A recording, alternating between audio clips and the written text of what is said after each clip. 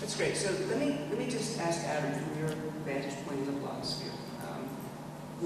We hear these claims from the right, the activism claim, the empathy claim, and how do they keep getting this message out in a way that sticks? So what do we have to do to combat it? 'Cause I think we're all here saying, those arguments can be taken on. How do you do it? Well, I mean, first of all, in terms of how they're organizing it, if all you do during this confirmation fight is bookmark the National Review's corner blog, corner.nationalreview.com, they are organizing an open site every day and testing out every message that they possibly have against this nominee. They're doing it right there. They're doing it in real time. They're not hiding anything. They're not organizing behind the scenes. I mean, they're taking their fight in real time, taking every water balloon they have and throwing it against the wall and seeing if it pops. And thus far, nothing has. So, I mean, do monitor that site.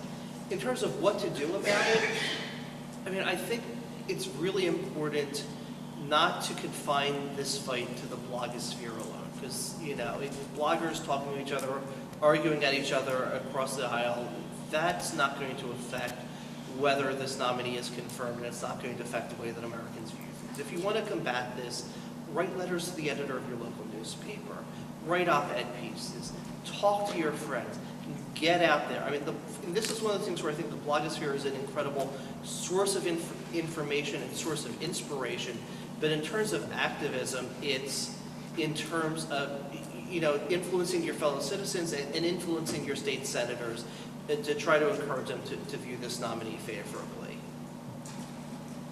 Okay, thanks. And, we have some good questions, so I want to get to them, but let me just ask very quickly, if the panelists could each address, there's some things that we don't know about Judge Sotomayor. So if there were some questions that you would hope she was asked by the Judiciary Committee, what would they be? Bill, do you want to start?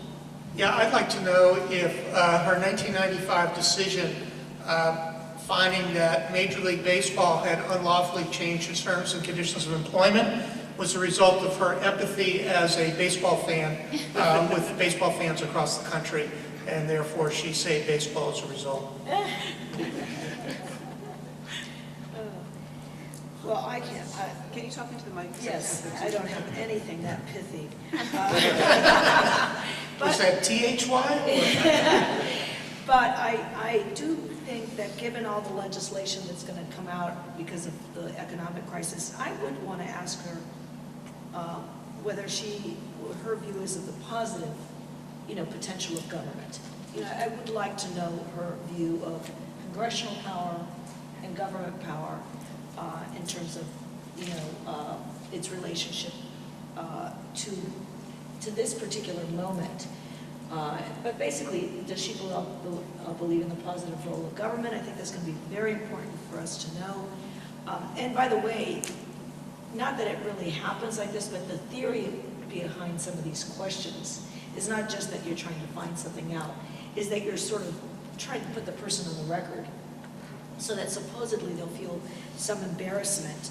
Although, as Posner said about Roberts, he said something like, I wrote it down, it's what I have to quote it, it was so great, he said, his self-description as a baseball umpire calling balls and strikes was a tactical error for one who evidently aspires to remake significant areas of constitutional law.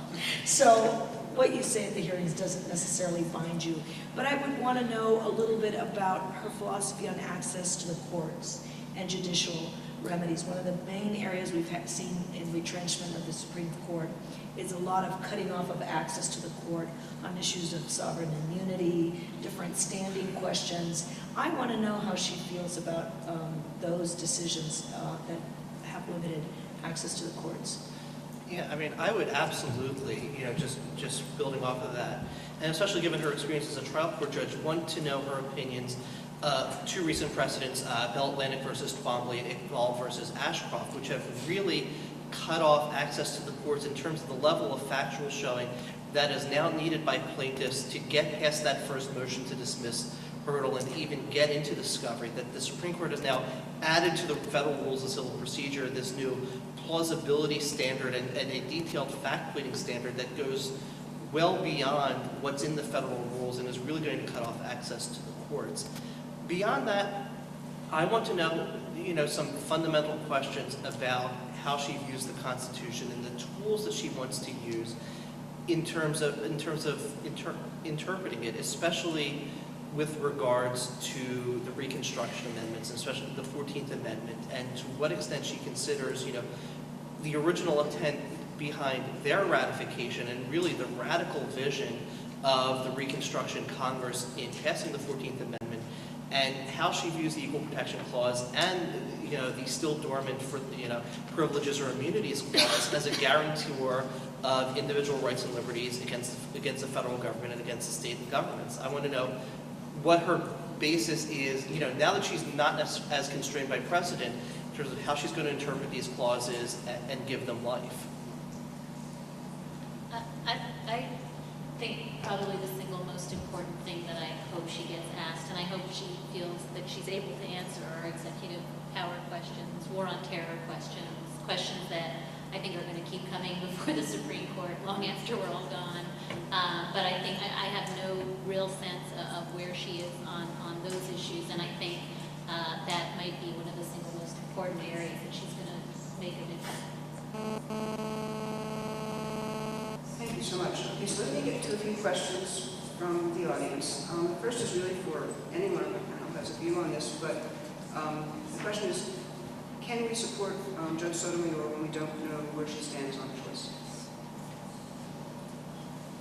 Does anybody want to? What was the question? I'm sorry. Choice. On How can we choice. support I her if mean, we don't one know of the- where she I mean, stands on choice? it's obviously an extension of what we were just talking about, because I do believe it's very likely that she's going to get questioned about that. So, I mean, the answer on choice, I mean, she's not going to answer the question directly, but I mean, it's emblematic the end of the line on a series of questions. What does she believe in terms of how the Constitution should be interpreted as a protector of individual rights? Where does she see the role of precedent, especially in terms of precedent upon which generations of women have now built their lives and made their decisions? I mean, you can get at that answer without her necessarily answering the ultimate question of, do you think Roe was rightly decided? Do you believe Casey was rightly decided? She's probably not going to answer those questions, but I think we can be comfortable with her answer if reached through other ends. I mean, but I think the question, which is a tricky one, is how can we support her if we don't know her position? And I think the reality is that we're now in a landscape, legal landscape, we have been for a while on these nominations, where we're not going to have candidates that tell you their position on these issues. So it can't really be the issue that if we don't have the answer to, we hold back and we don't actively support somebody like Sotomayor, because you're not going to get that. You're not going to get that in this vacancy. You're not going to get it with the next vacancy. Nobody's going to come out openly and tell you that. So I think you have to listen carefully to what we've said and other people will say about her adherence to precedent, about her empathy. And from there, I think, and it's a little bit of a leap of faith, but you have to take the leap of faith that one, this was a campaign promise by this president. We know where he stands on choice. And we know that she is an adherent to precedent, and I think that's the best we can do. We're not going to get those direct answers. so this is a really interesting question that follows on that with respect to precedent.